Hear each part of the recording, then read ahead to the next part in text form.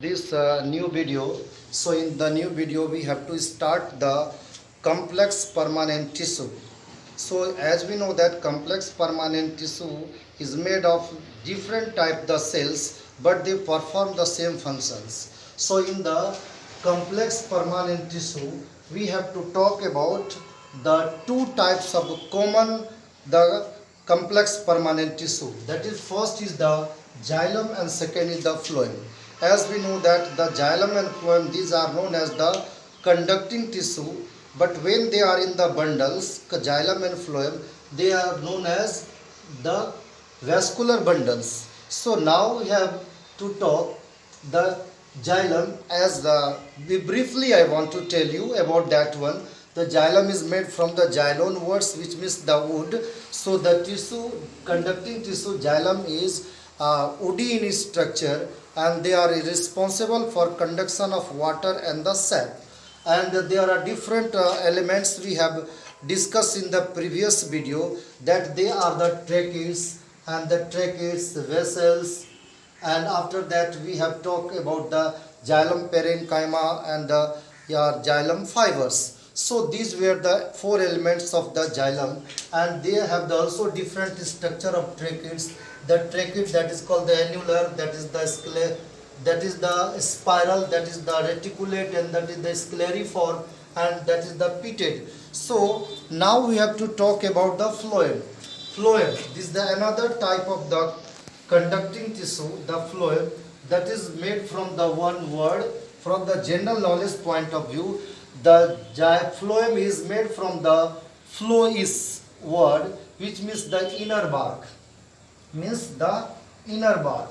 So it was first discovered by Nageli. He was a biologist that he has discovered this one, the phloem, and another complex permanent tissue. So dear student, as the water and sap are conducted by the xylem tissue, on the same way the phloem also conduct water and sap, and the manufacture food which are manufactured by the green plants and in the leaves. So these manufactured or synthesized food are circulated or transported all around the body. But one difference between the xylem and phloem is that the conduction of water and minerals in the xylem are unidirectional. Unidirectional means from the bottom to uphill direction the water and the sap are conducted. But in case of the phloem, these are in the multi-directional. As for example, let it to the water bodies, and after that there are many the branches, and in the branches there are many leaves. When the foods are made, here foods are made, then these foods should be circulated or transported to the downward direction, the sideway direction, and upward direction, so lateral direction or side by side direction. So what we see that all the plant is also living organism. They are also made of the numerous cells. So all cells need the nutrients in the form of the starch or the food, and this food must be circulated all around the body of the plant, so that they can also respire. Respiration process will be complete to the each and every cell of the plants where the food are delivered, and this food will be by the cellular respiration and by glycolysis process. The food, as for example, there is the food starch, and this will combine oxidize with the oxygen. So by the glycolysis process, where in the cytoplasm the glycolysis will complete, means that glucose will split into the carbon dioxide, and after that water and the air, energy will be formed. So energy will be formed. So when these the foods are made, now we have gone to the respiration, how it is deliverance of the food is needed. So the very specialized conducting tissue, that is called the phloem. This phloem is responsible for conduction of water as well as the made food to all parts of the cell. As we have read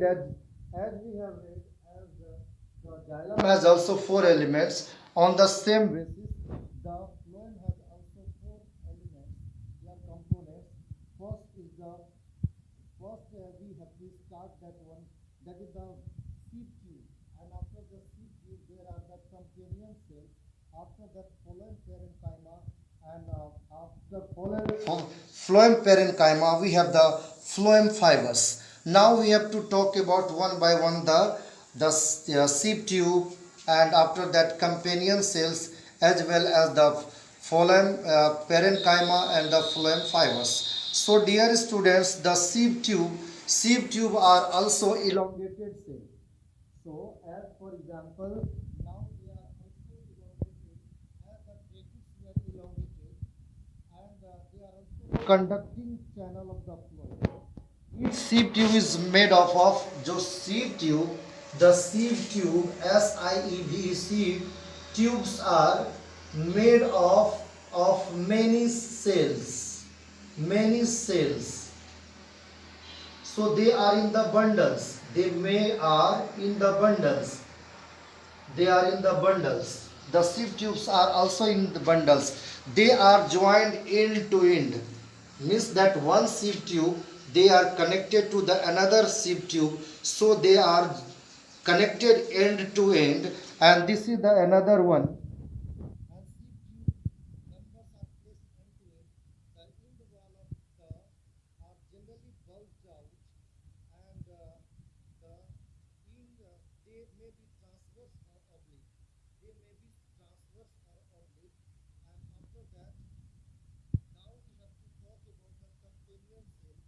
Companion cells are narrow, elongated, and thin-walled living cells. Companion cells are narrow, means that when we talk about the another type of the element, the companion cells, companion cells, companion cells. So what they are? They are also elongated, elongated and thin-walled, thin-walled, and they are just adjacent to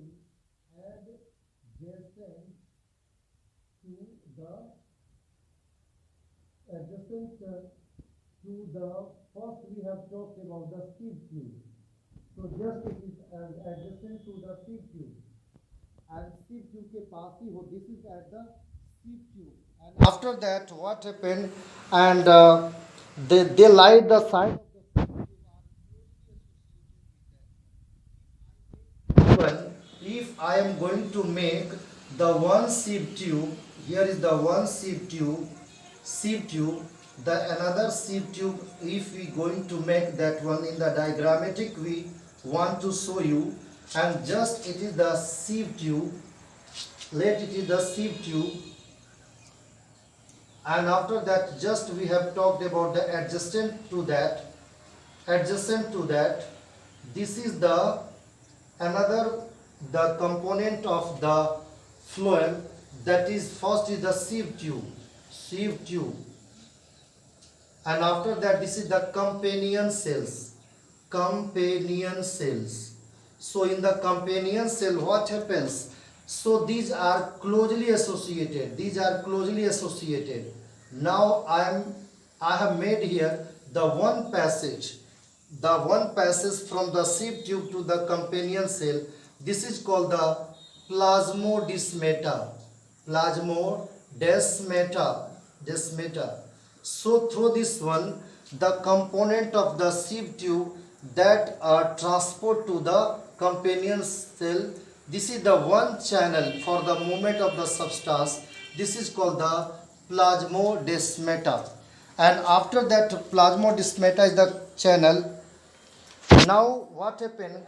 Companion cells, they are most important. They have the dense cytoplasm. This means that the companion cells have